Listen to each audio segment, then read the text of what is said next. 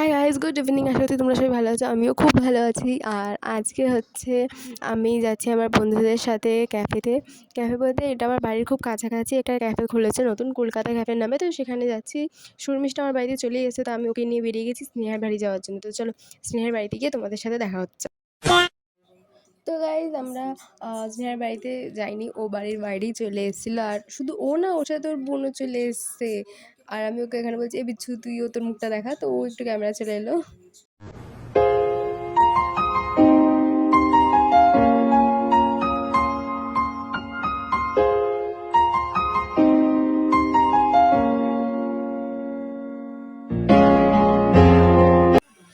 তো গাইস এখানে আমরা ক্যাফের কাছাকাছি চলে এসেছি। আর বাইরে থেকে ক্যাফেটা দেখে বোঝা যাবে না যে ভেতরে কোনো রকম ক্যাফে রয়েছে, কারণ এটা একটা বাড়ির ভেতরে সেকেন্ড ফ্লোরে একটা ছোট্ট রুমের ভেতরে এটা ক্যাফেটা ডেকোরেট করা হয়েছে। তো আমরা না ফার্স্টে যখন ঢুকছিলাম আমরা ভাবছিলাম যে আমরা কারোর বাড়িতে তো চলে যাচ্ছি না, কি কোন দিক দিয়ে যাবো, ঠিকঠাক যাচ্ছি। তো সেকেন্ড ফ্লোরে উঠে আমরা বুঝে গেছি যে হ্যাঁ, একদমই ঠিকঠাক জায়গায় এসেছি। তো গাইস এইখানে আমরা চলে এসেছি ক্যাফের ভেতরে। আর এসে সবচেয়ে ফার্স্টে আমরা মেনু কার্ড দেখছিলাম। আমি তো দেখছি, আমি ভিডিও করছিলাম, আর এরা সবাই এক মন দিয়ে মেনু কার্ড দেখছিল যে কোনটা আমরা অর্ডার করতে পারি কি না করতে পারি। শর্মিষ্ঠা আমাকে মার থেকে বলছে, তুই চুপ করবি। আর আমার তো এত এই জায়গাটা পছন্দ হয়েছে সত্যি বলতে। আর ঢোকার সঙ্গে সঙ্গে এখানে আমাদের একটা জলের বোতল দিয়ে দিয়েছিল।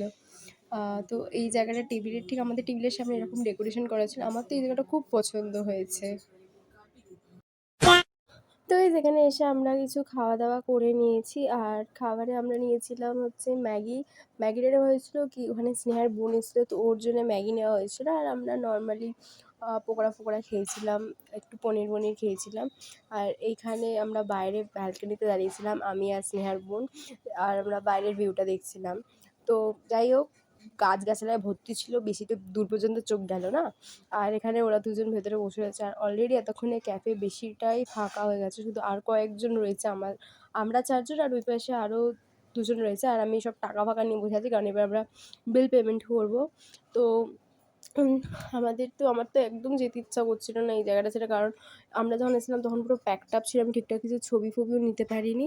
তো আমরা বললাম যে সবাই একটু ফাঁকা হয়ে যাবে, তারপর আমরা একটু 4-5টা ছবি ফবি ভালো করে তুলে নিয়ে তারপর আমরা বেরোবো। আর এখানে এত সুন্দর সুন্দর জিনিস ছিল যে কেউ যাওয়ার আগেই আমরা শুরু করে দিয়েছিলাম ছবি ফবি তোলা। তো চলো বেরিয়ে দেখা হচ্ছে।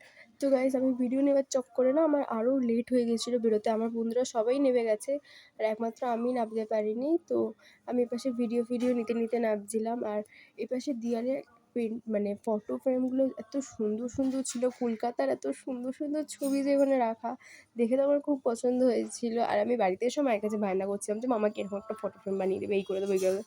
তো যাই হোক, আমরা এখন বাড়ির পথে আমরা বেরিয়ে পড়েছি, কারণ আমাদের বাড়িতে যেতে হবে। তো অনেকটাই রাত হয়ে গেছিলো। আর রাস্তা তো এখানে ফাঁকা তো হয় না, কলকাতা শহরে তো কোনোদিনই রাস্তা ফাঁকা থাকে না। বাট তাও যাই হোক, আমরা যেহেতু চারজনই ছিলাম, আমাদের সাথে আর বড় কেউ ছিল না, তো আমরা জাস্ট তাড়াতাড়ি করে বাড়ি ফিরছিলাম। তো চলো বাড়িতে গিয়ে দেখা হচ্ছে।